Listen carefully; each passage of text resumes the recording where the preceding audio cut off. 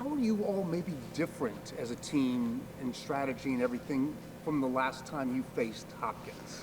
Yeah, I think it's we've matured a lot as a team. We've gone through some adversity, especially in the last couple of weeks, and losing some games recently. So I think we're definitely going to come out as a more competitive team, coming out there and really with something to prove. And looking forward to hopefully making a deep run. How excited are you guys just to be able to get another shot at Hopkins this weekend? We're very excited. It's definitely one of those games where we were looking back and watching the film and feeling like we left a lot out there. So definitely really excited to have another opportunity, and hopefully can prove that was a fluke and can put a good game together.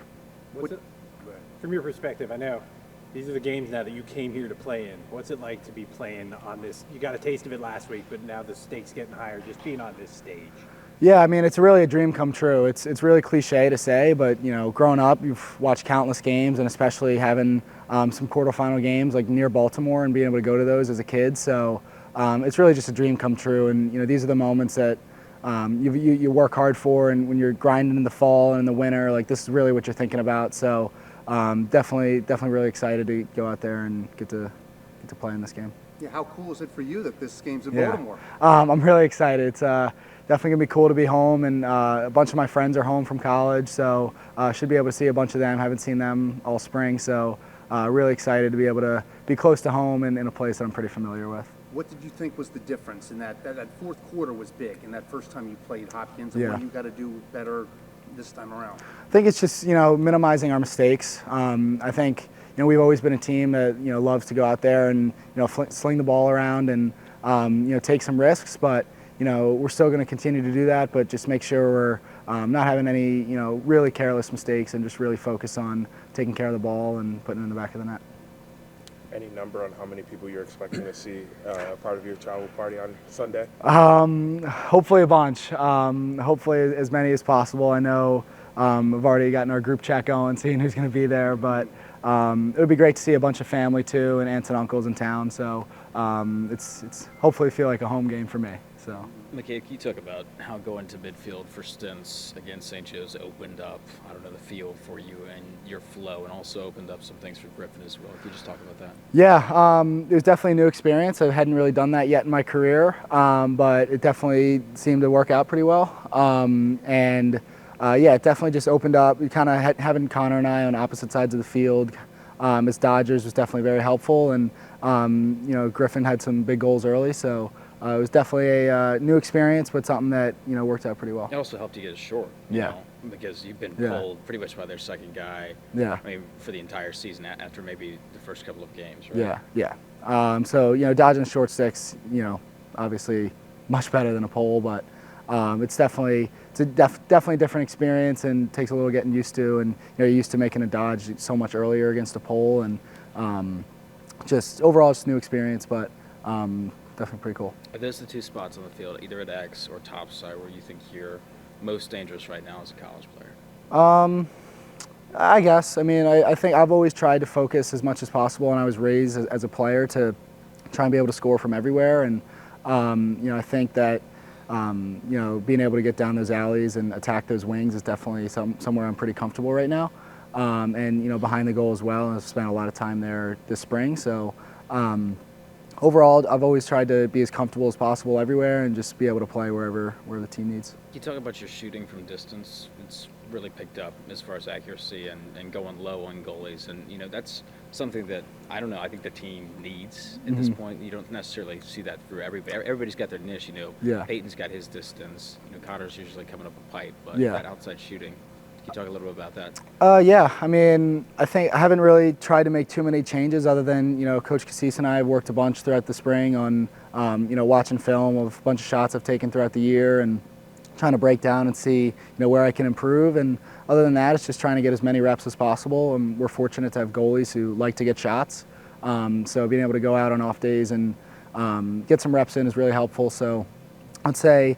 It's just been a combination of some great coaching from Coach Cassis, and then getting some extra reps with our goalies. You played a lot of big time games with McDonough in the area, and now you're doing it on the college stage. Just take me through that. Is there any kind of, I don't know, flashbacks that you're getting to some of those high school days? A little bit, Across? yeah. I was never able to play a MIA game at Towson, but I know another guy on our team, Truitt, had played a semifinal game at Towson. But yeah, it's definitely thinking about that same time of year. I know my brother's playing today, so it's definitely funny to be thinking about being back in Baltimore and playing a quarterfinal, semifinal game.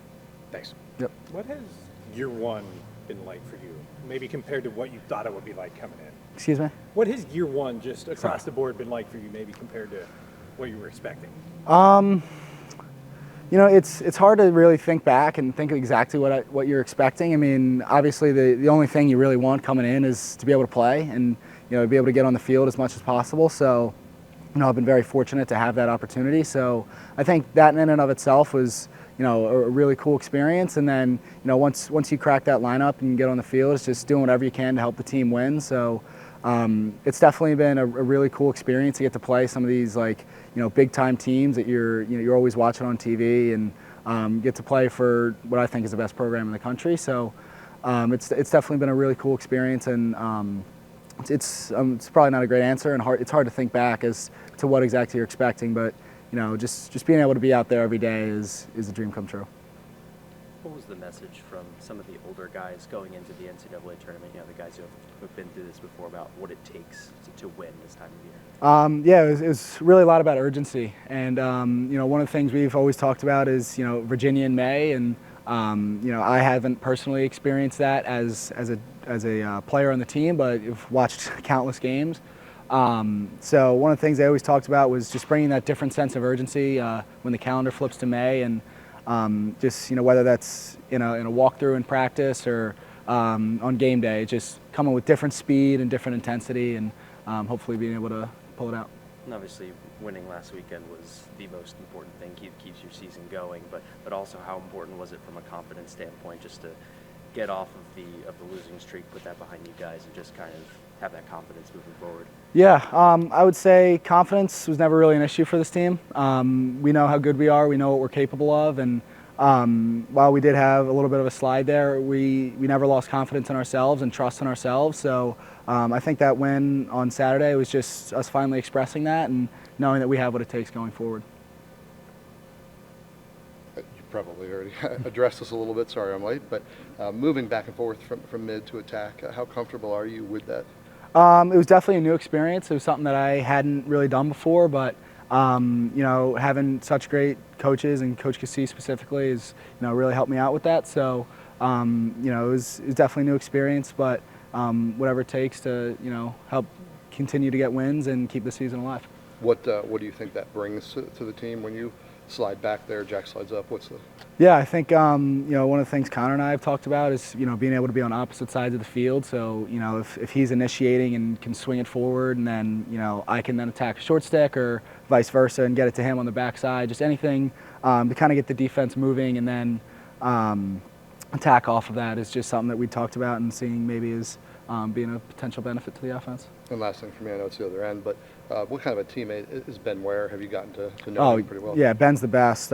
He's one of those guys who, is just a total juice guy, and every day at practice he's bringing the most energy out there. You can hear him, you can feel his presence, and he's definitely a huge part of our team, from obviously a on the field standpoint, but also who we are and who we want to be off the field, and in practice and in the weight room, and just getting that extra work in. He leads you guys in ground balls. Do you think he gets enough credit for what he brings to this team outside of your program? I would say I don't think anyone on our team gets enough credit that they deserve. I think it's been really cool to be able to see Connor and Peyton just seemingly breaking a new record every week.